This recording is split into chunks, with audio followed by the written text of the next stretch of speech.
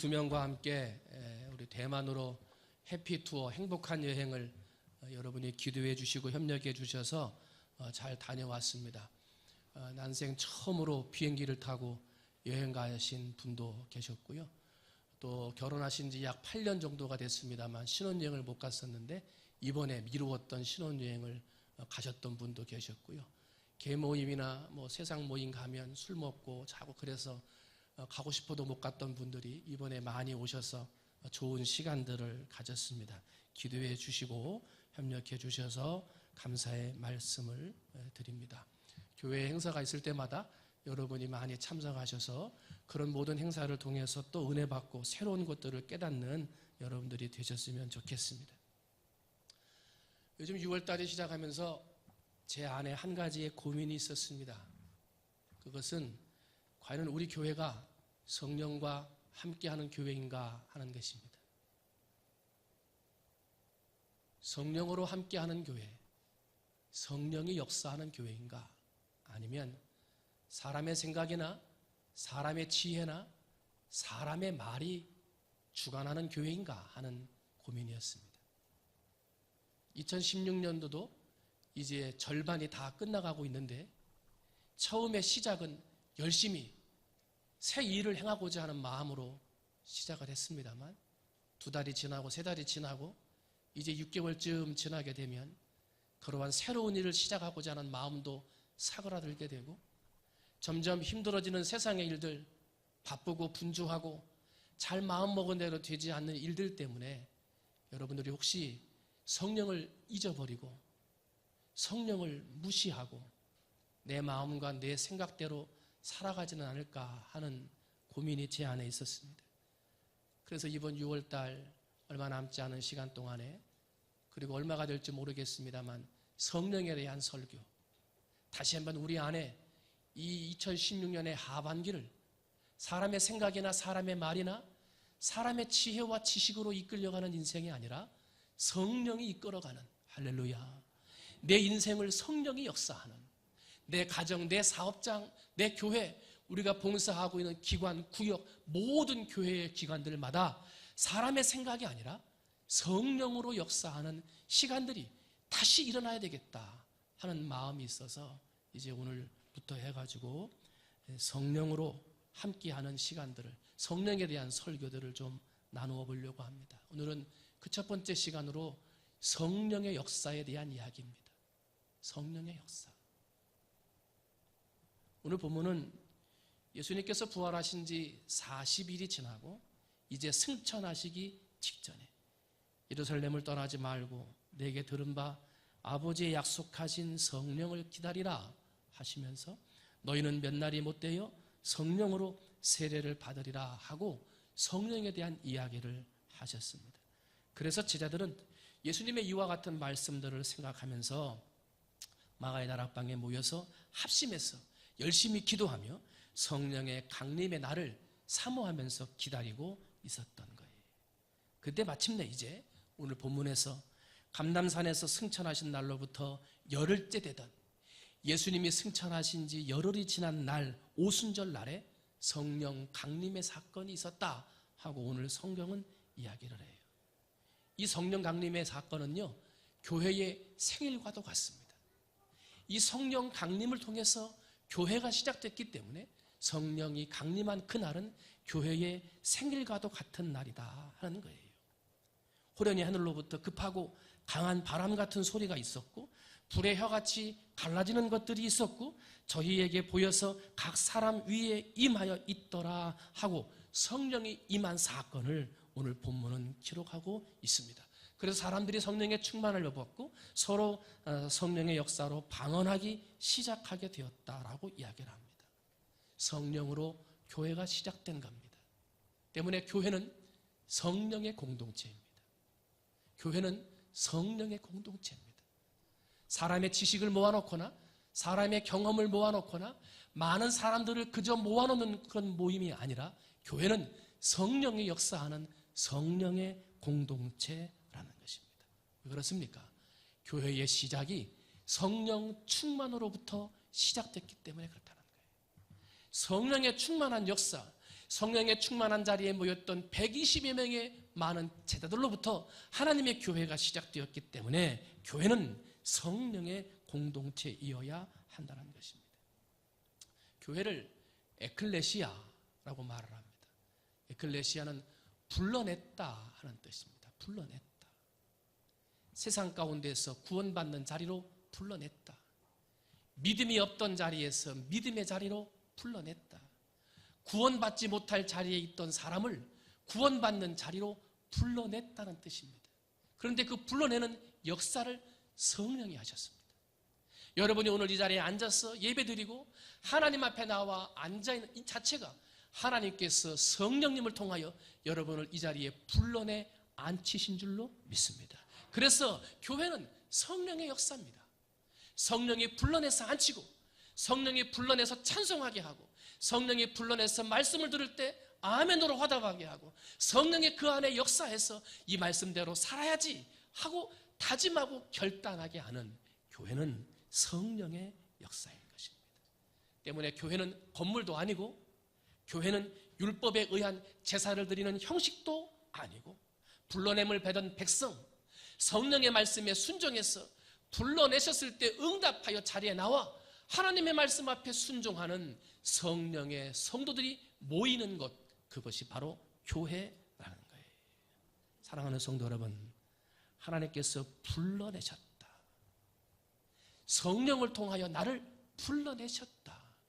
이 성령이 역사하는 사람이라는 것을 마음으로 믿으시기를 주님의 이름으로 축원을 드립니다. 성령이 불러냈다. 그런 의미에서 교회 안의 모든 활동은 성령을 통한 활동이 되어져야 합니다. 구역 예배도 기관의 모임도 원래회도 총회도 무슨 모임을 하든지 어디에 가서 몇 사람이 모이든지 간에 성도들 성령으로 불러내서 모인 사람들이 어느 모임에 가서 모이든지 그 모임은 성령이 역사하는 모임이 되어져야 하는 것입니다. 지식을 자랑하는 자리가 돼도 안 되고 나의 높음을 자랑하는 자리가 돼도 안 되고 나의 많음을 나타내는 자리가 돼도 안 된다는 거예요. 우리 성도들이 모여서 해야 할 일은 오직 나를 성령으로 불러낸 그 하나님의 영광을 위해서 오직 나를 성령으로 불러낸 성령의 역사를 위해서 임하고 일하고 봉사하는 성도들이 되어져야 한다는 것입니다.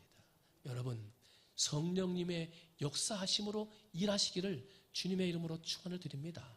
여러분의 가정이요, 직장이요, 여러분의 사업장, 학교, 어디를 가든지 그 있는 자리에서 나는 불러냄을 받은 사람이다.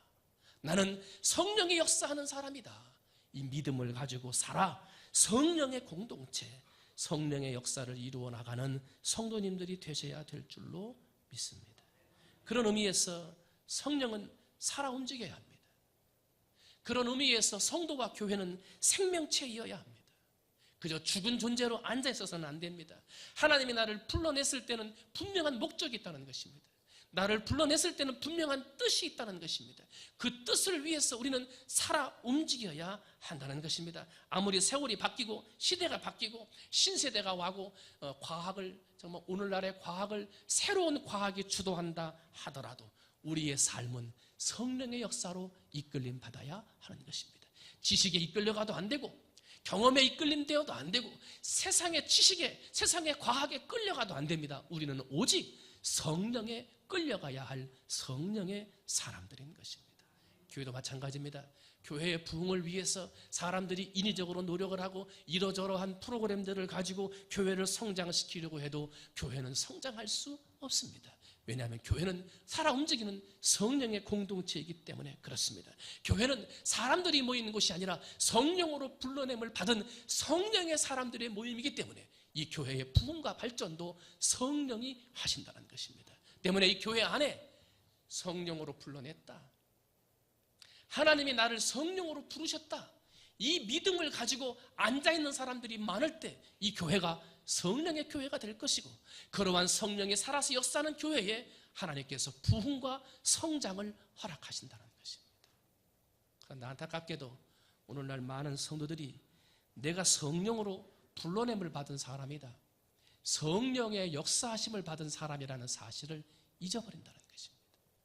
한 단계 더 나아가 성령을 무시하고 성령을 내 마음에 모시지 아니하고 무너진 성전처럼 성령이 내 안에 거하지 못하는 무너진 성전과 같은 모습으로 살아가는 사람들이 많이 있더라는 것입니다. 너희가 하나님의 성전인 것과 하나님의 성령이 너희 안에 거하시는 것을 알지 못하느냐. 누구든지 하나님의 성전을 더럽히면 하나님이 그 사람을 멸하시리라. 하나님의 성전은 거룩하니 너희도 그러하니라. 고린도전서 3장 16절에 이야기합니다. 내가 거룩하니 너희도 거룩하라. 그렇지 않으면 멸해버리겠다라고 말씀하고 있는 것입니다. 여러분, 내가 성령의 사람인 줄 모르는 사람, 성령이 내 안에 있는 줄 모르는 사람은 그 마음의 성전이 무너진 것입니다. 그 거룩함이 깨어진 것입니다. 거룩함이 깨어지고 무너진 성전에 성령이 임할 수 없습니다. 거룩함이 무너지고 성전이 깨어진 그러한 우리의 마음의 성전에 성령이 일하실 수 없고 성령이 거하실 수 없습니다. 고린도전서 6장 19절 너희 몸은 너희가 하나님께로부터 받은 바 너희 가운데 계신 성령의 전인 줄 알지 못하느냐. 너희는 너희의 것이 아니니라. 여러분,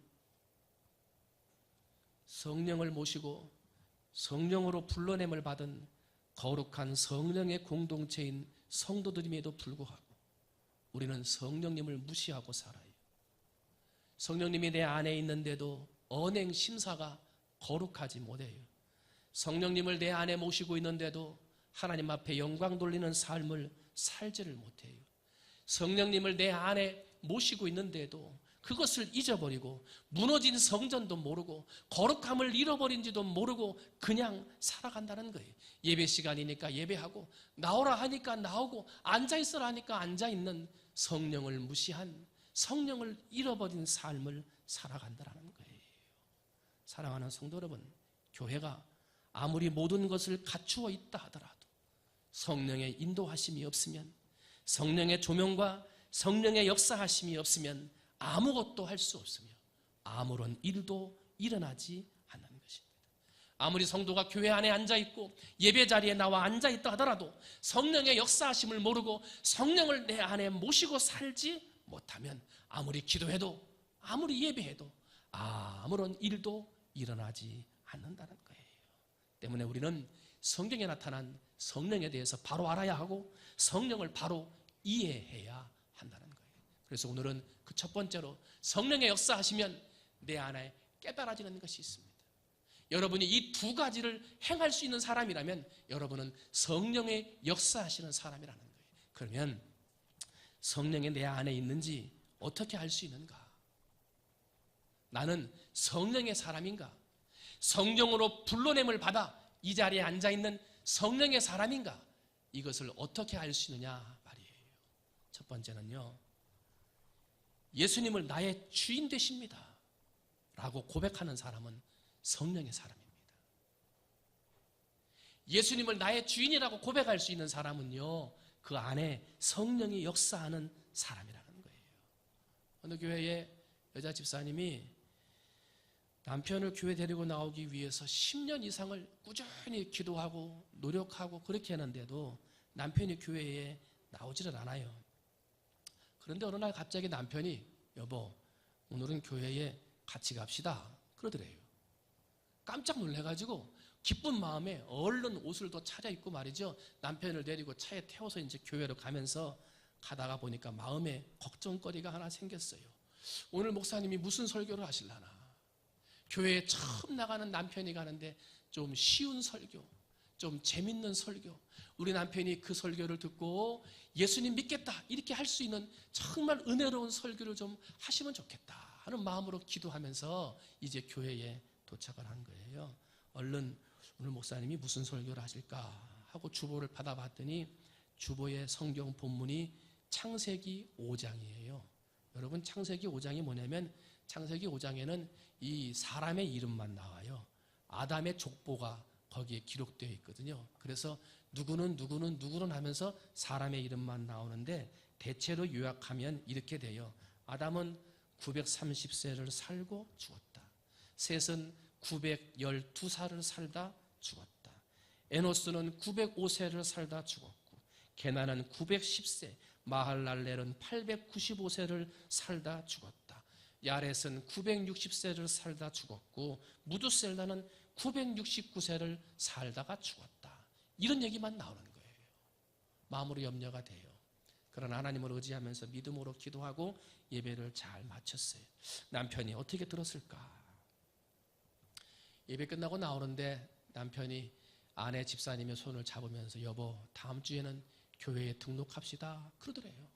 깜짝 놀랐어요. 죽었다는 얘기만 들었는데요, 등록하자는 거예요. 얼른 집에 가서 맛있는 반찬 만들어가지고 잘 대접하면서 남편한테 묻는 거죠. 여보, 오늘 내가 듣기에는 그렇게 당신이 이해할 만한 그러한 쉬운 설교가 아니었는데 어떻게 예수님을 믿기로 마음에 작정을 하셨습니까? 하고 조용히 물은 거죠. 그랬더니 남편이 말하기를, 옛날 성경에 나오는 사람들 참 오래 살았더라. 800년도 살고 900년도 살더라 말이지. 그런데 그렇게 오래 사는 사람들도 다 죽었다고 하더라. 죽었다. 근데 그 말씀을 듣는 순간 내 속에 나도 죽겠구나, 이런 생각이 들었고, 그 성경에 있는 사람들은 죽은 다음에 그 천국에 대한 소망을 가지고 죽어서 죽음을 준비했는데 나는 지금 죽는다면 천국이라는 데를 갈 수 있는가, 이 생각이 들었고, 나는 아직 죽을 준비가 안 됐구나. 그래서 준비를 하려면 누구를 믿어야 돼? 예수를 믿어야 되겠구나, 이런 생각이 들어서 내가 다음 주에 등록하기로 했소 하고 이야기를 하더래요. 여러분, 예수를 구주로 알게 하고 예수를 믿게 하는 것은 사람의 힘과 지혜로 되는 것이 아니라 성령의 역사로 되는 것입니다. 성령의 역사로만, 성령의 능력으로만 사람의 마음을 변화시킬 수 있는 것입니다. 로마서 10장 9절, 네가 만일 내 입으로 예수를 주라 시인하고 또 하나님께서 그를 죽은 자 가운데서 살리신 것을 네 마음에 믿으면 구원을 얻으리니 사람이 마음으로 믿어 의에 이르고 입으로 시인하여 구원에 이르느니라. 예수를 주로 고백할 수 있는 것은 성령의 역사입니다. 성령의 감동과 성령의 역사가 아니고서는 예수님을 나의 주인이라고 고백할 수가 없는 것입니다. 세상 어떤 지식으로 예수를 믿으라 하겠어요? 세상 어떤 권세, 어떤 권면으로 예수를 나의 주인이라고 고백하라고 할 수 있겠습니까? 예수를 나의 주인으로 고백할 수 있는 것은 오직 성령의 능력, 성령의 역사로만 가능한 거예요. 여러분은 예수님을 나의 주인이요, 나의 구주라고 고백을 하십니까? 그러면 여러분 안에 성령이 있는 것입니다. 성령이 역사하고 있는 것입니다. 오늘 이 자리에 앉아서 예배하고 있는 여러분이 나오고 싶어서 이 자리에 앉아 계신 줄 아십니까? 아닙니다. 성령님이 여러분을 오늘 이 자리에 불러내신 겁니다. 할렐루야. 말씀을 듣고 성령의 사람, 성령이 역사하는 사람이 되게 하기 위하여 하나님께서 우리 충무중앙의 많은 성도 가운데 오늘 여러분을 불러내서 이 자리에 앉혀 성령의 역사에 대한 설교를 듣게 하시는 줄로 믿습니다.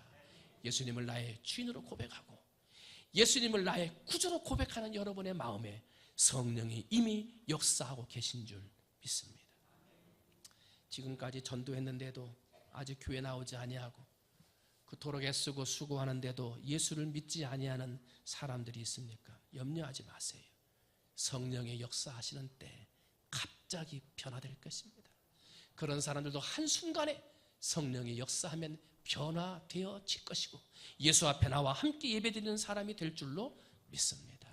여러분은 이 자리에 앉아있는 순간부터 성령님이 불러낸 성령이 역사하는 사람들입니다. 그것을 믿고 성령이 역사하는 사람으로 사시기를 주님의 이름으로 축원을 드립니다. 한 가지 더 봅니다. 성령으로 역사하는 사람, 성령의 역사하는 사람은요, 어떠한 핍박과 고난도 이겨내는 사람이 성령의 사람이요, 성령의 역사하는 사람이에요. 사도행전 7장 55절로부터 보게 되면 스데반이 순교하는 이야기가 나와요. 우리가 잘 아는데도 스데반은 돌에 맞아 순교하지 않았습니까? 저희가 돌로 스데반을 치니 스데반이 부르짖어 가로되 주 예수여 내 영혼을 받으시옵소서 하고 무릎을 꿇고 크게 불러 가로되 주여 이 죄를 저들에게 돌리지 마옵소서, 이 말을 하고 자니라 그래요. 자기를 돌로 쳐서 죽입니다. 아무런 죄도 없는 자신이 돌로 맞아 죽는다는 것입니다. 그런데 사도 이 스데반은요, 자신이 가지고 있는 이 죽음조차도 성령의 힘으로 이기고 있는 것을 바라보게 됩니다. 이 죄를 저들에게 돌리지 마옵소서. 자기를 죽이는 사람들, 돌로 쳐서 자기에게 고난과 핍박을 주는 사람들조차도 용서하는 사랑의 힘이 사람의 힘으로 되는 것입니까? 사람의 능력으로 되는 것입니까? 아닙니다. 스데반 속에 역사하신 성령의 힘으로 된 것입니다. 때문에 스데반이 죽음조차도 이길 수 있었던 것은 바로 성령의 역사하심이었던 것입니다. 우리가 핍박을 이기고 문제를 이길 수 있는 것은 성령의 힘으로만 가능합니다. 사랑하는 성도 여러분, 여러분 삶 가운데 문제, 염려, 근심 아니면 핍박이나 곤란이나 환난과 같은 일들이 있습니까? 마음먹은 대로 되지 아니하는 문제들이 있습니까? 여러분, 그것을 사람의 힘과 지혜로 의지해서 이기려고 하지 말고 성령님께 매달려 기도하셔서 성령의 역사하시는 힘으로 문제와 어려운 일들을 해결해 나가시기를 주님의 이름으로 축원을 드립니다. 사람의 지혜로 문제가 풀리는 것이 아닙니다. 사람의 능력으로 해결되는 것이 아닙니다. 우리의 삶의 문제는 오직 성령의 역사하심으로만 가능한 것입니다. 이 오늘 본문의 말씀 다음에 보면 베드로가 오순절날 설교하는 내용이 나와요. 그런데 베드로가 참 용기가 대단한 사람입니다. 왠 줄 아십니까? 베드로는 그 며칠 전에 예수님 앞에 실패했던 잘못된 과거를 가진 사람이었기 때문이에요. 예수님의 수제자가 예수님이 십자가를 치실 때 멀찍이 따라갔고 그것으로도 부족해서 예수님을 모른다고 3번씩이나 부인하고 도망갔던 사람. 예루살렘에 있는 지금 사도 바울이 베드로가 설교하려고 하는 이 모든 사람들이 그 사실을 다 알아요. 저 사람이 수제자라고 하는데 도망갔다면서. 예수님이 제일 믿었던 제자라고 하는데 예수님이 죽는 순간에 도망간 사람이라면서 하고 예루살렘 사람들이 다 알더란 말입니다. 그런데 그 아는 사람들 앞에서 담대하게 하나님의 복음을 증거합니다. 자신의 잘못이 있고 자신의 과오가 있고 자신의 부족한 것이 있지만 성령이 역사하시니까 베드로는 나가서 담대히 예수의 복음을 증거할 수 있었던 거예요. 사도행전 2장 14절 보니까 베드로가 11 사도와 같이 서서 소리를 높여 가로되 유대인들과 예루살렘에 있는 모든 사람들아 이 일을 너희로 알게 할 것이니 내 말에 귀를 기울이라 하고 당당하게 외칩니다. 여러분, 사람들 앞에서 당당하게 외칠 수 있는 그 힘이 어디에서 나오는 것입니까? 바로 성령의 힘입니다. 지금 사도 바울의 설교를 듣는 헬라인들은요, 지식을 말하기를 좋아하는 지식의 사람들이었습니다. 철학적인 이론을 가지고 토론하기를 좋아하는 철학적인 사람들이었습니다. 그러나 베드로는 이들에게 지식을 말하지도 않고 철학을 말하지도 아니하고 오직 죽었다가 다시 사신 예수 그리스도만 증거했습니다. 그런데 그 순간 그들의 마음이 녹아졌습니다. 그들의 교만이 꺾어졌습니다. 베드로의 설교를 들은 헬라인들이 우리가 어찌할꼬 자신의 가슴을 치는 회개의 역사가 일어났습니다. 이 모든 일이 베드로의 지식으로 된 것입니까? 베드로의 용기로 된 것입니까? 아닙니다. 이 모든 일은 성령의 역사로 된 것입니다. 사람의 마음을 바꾸고 사람의 마음을 꺾으시는 것은 성령의 역사로 가능한 것입니다. 여러분, 예수의 복음을 받아들이지 않는 사람들 성령의 역사로 꺾어지는 날이 오게 될 줄로 믿습니다. 성령의 힘과 지혜를 의지하는 사람이 아니라 사람의 힘과 지혜를 의지하며 살았던 사람 중심의 마음이 성령의 역사함으로 꺾어지게 되시기를 주님의 이름으로 축원을 드립니다. 그러므로 나는 성령으로 불러냄을 받은 사람이기에 성령의 역사하는 사람으로 살아야 되겠고 예수 그리스도를 나의 구주로 고백하는 사람이 되어야 되겠고 뿐만 아니라 어떠한 핍박이나 환난이 와도 성령의 힘과 능력으로 이기는 사람이 되어져야 한다는 거예요. 그런 사람들이 되시기를 주님의 이름으로 축원을 드립니다. 로마에 가면 반쯤 부서진 원형 경기장이 있습니다. 그 원형 경기장을 다 관광을 하죠. 사진으로도 여러분들이 보셨을 텐데 거기에서 수많은 기독교인들이 죽임을 당했습니다. 짐승들에게 사람의 손에 찢겨져서 죽임을 당했습니다. 그런데 거기에 순교자들이 기록한 그런 말들 중에 참 은혜로운 말이 있습니다. 죽어가던 순교자의 고백이었습니다. 나를 저주하십시오.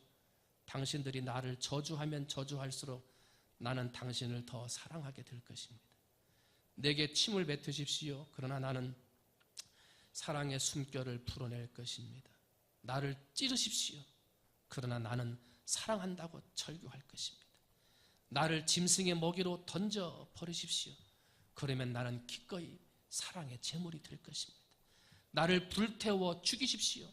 그러면 나는 사랑의 열기로 당신의 증오로 가득한 마음을 녹아지게 할 것입니다. 이렇게 말하면서 웃으면서 그들은 죽어갔다고 합니다. 마지막 죽음의 순간에도 예수의 힘으로, 예수의 사랑으로 자신을 불태우기를 원했던 그들의 마음, 이게 사람의 힘으로 가능한 것입니까? 사람의 지혜와 지식으로 가능하다고 생각합니까? 이것은 성령의 힘이었습니다. 성령의 역사가 아니고서는 불가능한 일이었습니다. 이 일 외에도 초대교회의 수많은 성도들이 혹독한 핍박과 굶주림 속에서 그 신앙을 지킬 수 있었던 것은 오직 성령의 역사이었던 것입니다.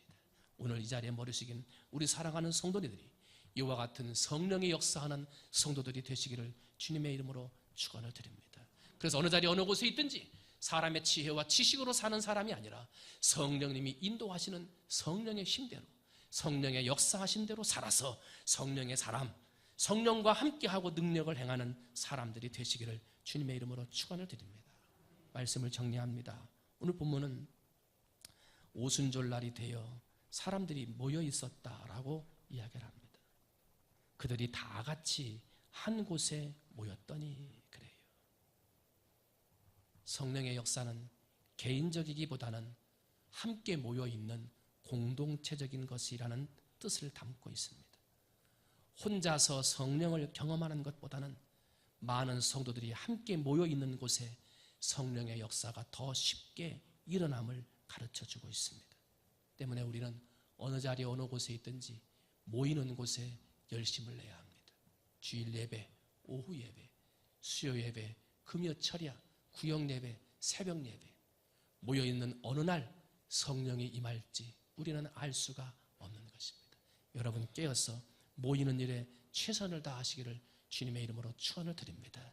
그리고 다 함께 모여서 성령의 역사하심을 간구하며 한 목소리로 기도할 때 어느 순간 성령이 불같이 갈라지는 불의 혀같이 여러분 머리 위에 임하는 성령의 역사가 나타나게 될 줄 믿습니다. 그리고 그 성령의 역사로 살아서 역사하는, 살아서 능력을 행하며 하나님의 복음을 전하며 만방에 예수 그리스도의 이름을 증거하는 놀라운 성도들이 될 줄로 믿습니다. 그와 같은 성령의 역사하시는 우리 사랑하는 성도님들이 다 되시기를 주님의 이름으로 축원을 드립니다. 기도하겠습니다.